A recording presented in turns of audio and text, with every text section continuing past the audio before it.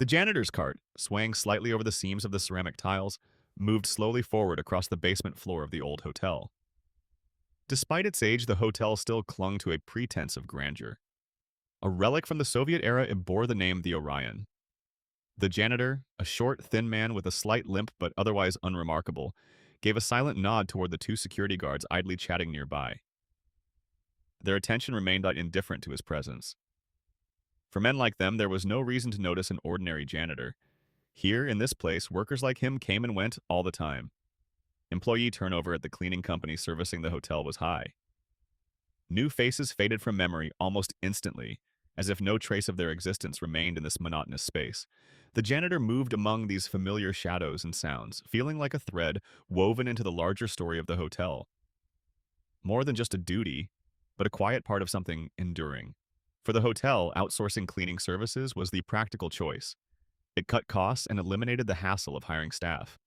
If there were issues with paperwork or immigration authorities, the burden fell on the cleaning company, while the hotel administration stayed conveniently uninvolved. The same was true for the security guards. Like the janitors, they weren't officially part of the hotel. Their pay came from a private security firm, yet for years they had been the ones watching over the Orion. Adjusting a rag that had slipped from the plastic bucket, the janitor quickened his pace slightly, continuing his unseen work in this quiet world. He made a point to avoid the guards' gazes, fully aware that prolonged attention could trigger an unnecessary reaction. People instinctively sense when they are being watched, and it always breeds suspicion. A subconscious alarm activates at the slightest hint of scrutiny, sharpening their awareness. The body's sensors shift into overdrive, hearing grows more acute, nostrils flare to catch even the faintest scent, and pupils constrict, enhancing focus. A person begins scanning their surroundings, searching for a possible threat, as if stepping into the lead role of an unseen drama burdened with silent fears and anxieties. That was why the janitor relied on his peripheral vision rather than looking directly at the guards. Side vision was more attuned to detecting movement, the most primal and unsettling signal of danger. He pressed the button for the service elevator, designated for staff use only. The doors slid open with a soft hiss, welcoming him into a space stripped of any luxury. This elevator was pure utility, no mirrors gleaming under cold fluorescent light, no chrome panels pretending to be wood. The silence was broken only by the faint squeak of wheels, adding to the unbearable monotony, as if the place were wrapped in an invisible fog of routine where time lost its magic. The janitor moved soundlessly, like a shadow, long accustomed to his unremarkable role in the hotel. His task was simple, but he carried it out with a quiet mastery, blending seamlessly into the surroundings and becoming part of the decor. Unseen and unnoticed, he was like a chameleon in a world full of dangers and surprises. Passing under a security camera hidden near the ceiling, he subtly tilted his head, allowing the wide brim of his uniform cap to obscure his face from the cold, all-seeing eye of the lens. In that moment, he felt less like a man performing routine work and more like an actor in a carefully choreographed performance, where every step, every movement was deliberate, and every passing second, a silent act of courage. He continued forward, navigating the shadows by instinct, knowing his task was nearly complete. Ahead, a single goal remained, the door marked with the number 344. Beyond that door, a familiar scene awaited. Victor lay sprawled across the wide hotel bed, stretching lazily. The thick, graying hair on his chest rose and fell in sync with his pleasure. His gaze was fixed on the golden blonde head moving rhythmically before him, lost in the magic of the moment, sending waves of pleasure through every nerve in his body. His masculine pride was in skilled hands, more precisely, lips and tongue, belonging to Diana, the young blonde with whom he had been regularly meeting for months now. There was something almost hypnotic in her touch, an enchantment in the way she moved. It wasn't just desire, it was the way she wrapped his soul in a silky veil of intimacy. Her soft, graceful lips danced over him with practiced finesse, drawing out gasps of pleasure, igniting flames of longing with every motion. Victor had met Diana through Rebecca, his former lover, whom he had parted ways with not long ago. But Diana had surpassed every expectation. She was not only tender and affectionate, but also knew exactly how to bring a man to the edge of ecstasy. Her experience was undeniable, and she enjoyed showcasing her talents, whether in the luxury of hotel sheets or in the more spontaneous settings, like the restroom of the restaurant where their first encounter had taken place, filled with both excitement and trembling anticipation.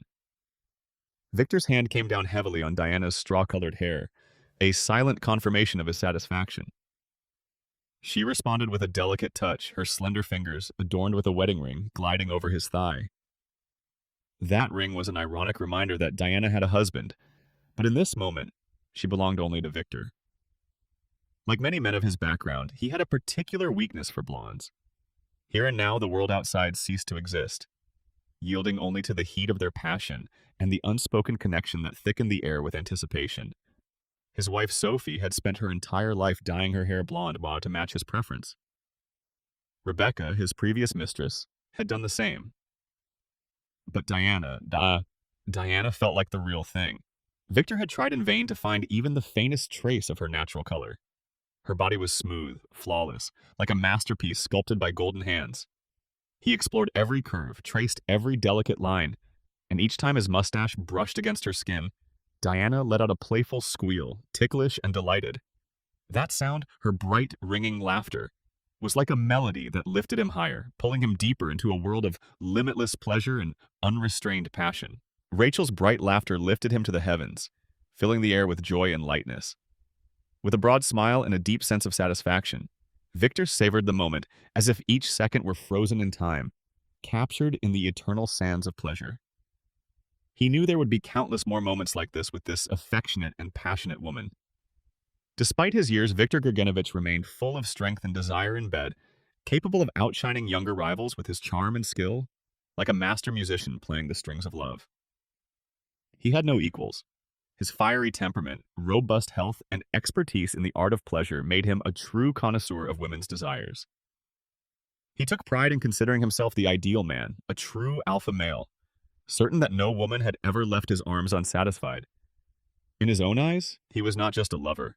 He was a stallion, brimming with power and passion, ready to grant unforgettable moments to those who dared to cross the line between the ordinary and the extraordinary. Every touch of his was like magic, leaving an imprint on the heart, as vivid as the sun's kiss on summer skin. And now, as he reveled in his thoughts, he eagerly envisioned what was to come next. After Rachel had indulged in his unwavering Georgian strength, leaving no room for disappointment, his plans for the evening made him smile with satisfaction. As the head of the credit department at a major bank, Victor considered his life nothing short of a grand success. And why wouldn't he? He had it all: power, money, and beautiful women who orbited around him like dazzling stars. Each morning unfolded with new possibilities. Every moment filled him with an intoxicating energy and an unwavering confidence in the future. Life is good, but living well is even better, he thought, smirking at the imagined envy of those he dismissed as nobodies.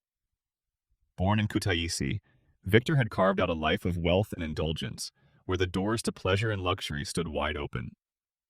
Meanwhile, Baiwa, Rachel, fully immersed in the moment, traced her tongue delicately along his impressive endowment, savoring every sensation with complete dedication and focus. Thick and deep burgundy in hue, it was a masterpiece in her eyes, perfectly aligning with her preferences. Rachel had always adored anything big: men, gifts, pleasures. No one in her circle was surprised by her passion for grandeur.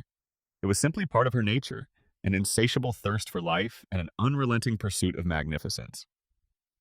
Every moment with Victor felt like a celebration, painting the world in vibrant colors of indulgence and delight. Rachel had always bet on status and size, and her choices were never random. Yet one question continued to puzzle those who knew her.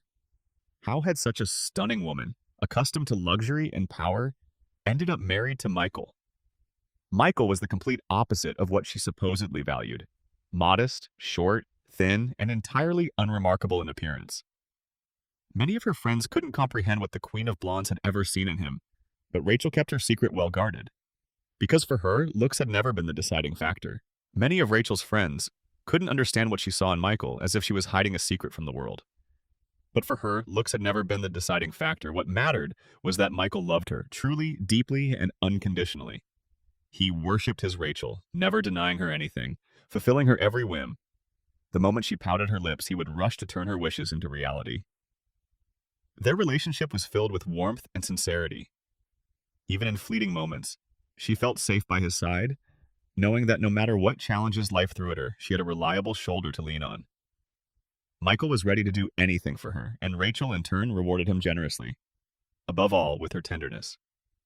In the intimate moments of submission, like a skilled player in a game, he surprised her with his passion, proving himself to be a more than worthy competitor among other men. Despite all her experience, she often found herself comparing Michael to the lovers who had come before him, and to her own surprise, he secretly won many of those comparisons. Despite his unassuming appearance, he was everything to her, a loving husband and a devoted companion. Their home was cozy and comfortable, sustained by his modest yet stable job at a cleaning company. Michael earned enough to provide for her every need, and Rachel never had to want for anything. He never forgot an important date, never broke a promise. And now, with her birthday approaching, Rachel had already placed her request, a sleek red Infiniti. She imagined herself behind the wheel, her voice filled with excitement, as she thanked her faithful Michael for all the happiness he brought into her life. He had promised, and she had no doubt he would keep his word. He always did. In this, Michael was remarkably meticulous and dependable. He didn't live only for material things. He understood that both the soul and the body had their own desires. Rachel, a true 21st century woman, knew this all too well. Which is why, in addition to her husband, there was another important aspect of her life, her lovers. Yes, lovers, plural. She never clung to just one, rotating them every now and then. Michael was perfect for her in many ways, but monotony threatened to turn their marriage into a lifeless routine. And why settle for a copy when she already had the original? She never planned to replace her husband, but her roster of lovers? That was always subject to change. Her current favorite, Viktor Gergenovich, suited her perfectly, and she had no intention of letting him go anytime soon. He was strong, dignified, with neatly groomed mustaches that gave him a certain aristocratic charm. As the head of the credit department at a respected, though not the largest bank, he had drawn her attention. Prestige and lavish gifts. Those were qualities Rachel always appreciated. She loved everything about him, his rounded, slightly hairy belly, his strong hands, the way his mustache tickled her skin, and, of course, his undeniable prowess as a lover. In every way, he exceeded her expectations. She couldn't help but think how foolish Rebecca had been not to appreciate what she had. Her friend had simply let him go without a second thought, handing him over to Rachel as if passing along an unwanted gift. Not that Rachel minded. In fact, it worked out perfectly for her. But one question lingered in her mind. What had driven Rebecca to do it? It turned out that she had fallen head over heels in love, swept up in a romance like a young girl dreaming of marriage. Rachel could only murk at her friend's naivety. Marriage was great, sure, but what did that have to do with a lover? One had never interfered with the other. A husband and a lover, two sides of the same coin. Rachel knew exactly who held the real value in that equation, but Rebecca stubbornly insisted that her new boyfriend would leave her if he ever found out about her past with Victor. Rachel just shook her head at the absurdity of it all. If you play smart, no one ever finds out. But Rebecca refused to listen to reason. She chose to break things off with Victor, even going so far as to transfer to another department to avoid running into her former boss-turned-lover, fearing he might jeopardize her career advancement. Like a careful climber securing her next hold, Rebecca had seamlessly handed Victor over to Rachel, as if carefully selecting her replacement, leaving behind only a trail of unanswered questions and unspoken tenderness. Rachel, however, was perfectly content. She nestled against Victor's warm skin, her lips brushing over him, her golden waves cascading down his chest. And in that moment, her mind drifted back to the first time it had happened, years ago, in a restaurant bathroom, while her husband Michael was away on a business trip. These little escapes had become a regular part of Rachel's life, and she had long grown accustomed to them. These fleeting moments of freedom allowed her to indulge in a bit of playful flirtation, the rush of excitement pushing her towards small, reckless acts in Victor's presence.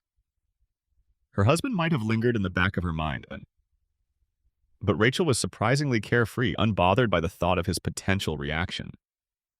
Not that she ever truly feared Michael. At most, she sometimes caught glimpses of quiet disapproval in his gaze, subtle yet cold enough to send a shiver through her heart. But that fleeting chill always faded as quickly as it came. Within moments, she would once again be swept away by the magic of the present, surrendering to the emotions and memories that painted the canvas of her life in bold, vibrant strokes. Victor never left a single inch of her body unnoticed, as if she were a masterpiece he was crafting with passion and precision. They lost themselves in ecstasy in the most unexpected places, on the edge of a balcony under the shimmer of the stars or within the gray walls of his office. More than once, she had visited him at the bank, and there, in his office, swept up in the storm of desire, they found exquisite ways to quench the fire that burned between them. On his desk, beneath its polished surface, Rachel would fondly recall the times they spent together in his car, where she lavished him with her tender affection. Sometimes he would drive her home afterward, leaving behind the lingering scent of tobacco and cologne on her clothes. A silent letter of their rendezvous, signed at the very moment passion came to an abrupt end. But more often than not, their meetings took place in the warm privacy of hotel rooms, where no one could interrupt their shared indulgence, bathed in the soft glow of dimly lit lamps. When Michael finally returned, life seemed to fall back into place. The everyday routine of marriage wrapped itself around Rachel like a heavy blanket on a dreary evening, while her meetings with Victor became scheduled and predictable, blending seamlessly into her carefully maintained rhythm. Victor was a man who valued order and punctuality, and that trait, like the unwavering rise of the morning sun, became a constant in their relationship. And Rachel was perfectly fine with that. She knew their game would continue as long as both of them got what they wanted. A gift, exchanged and received. But at that moment, as Victor tensed, his body wound tight like a finely tuned instrument before a concert, Rachel knew something was about to change. His muscles coiled, and she felt the familiar rush of passion building, ready to crash over them like a warm July rain, washing the dust from the earth. But then, an abrupt noise shattered the moment.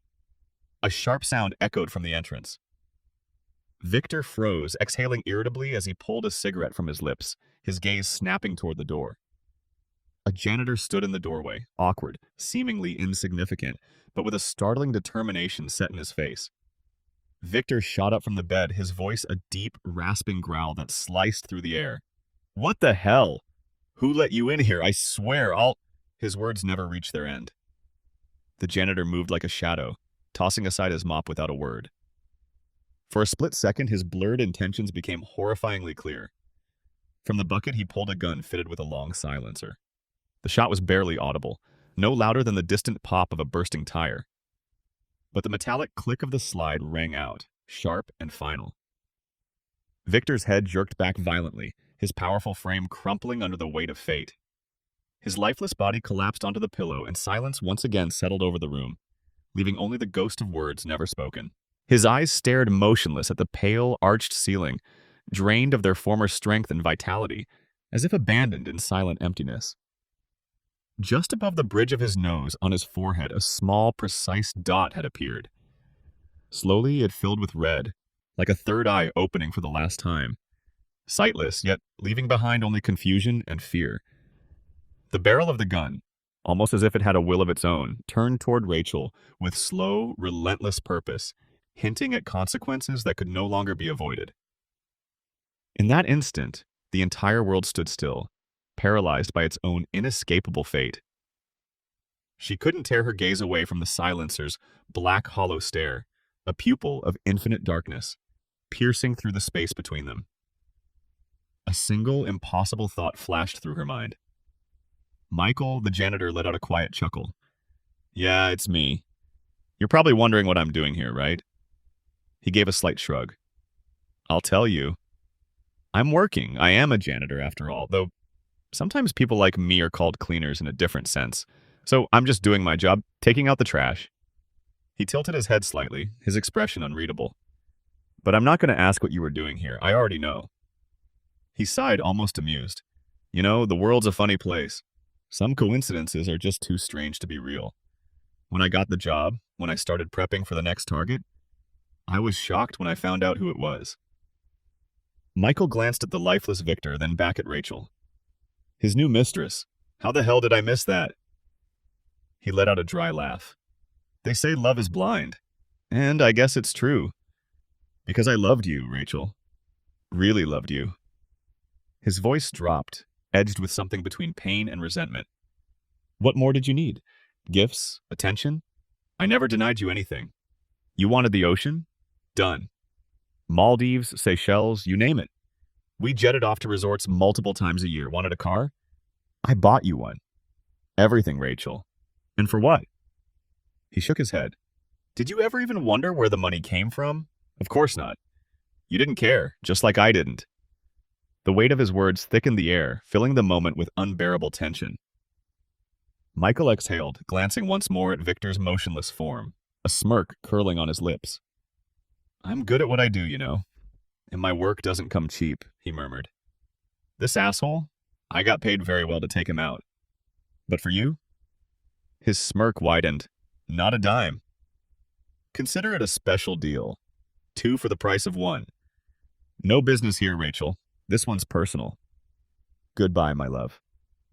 Rachel stood frozen, unable to move, unable to look away from the small, hollow opening of the gun's barrel. It was no longer a weapon.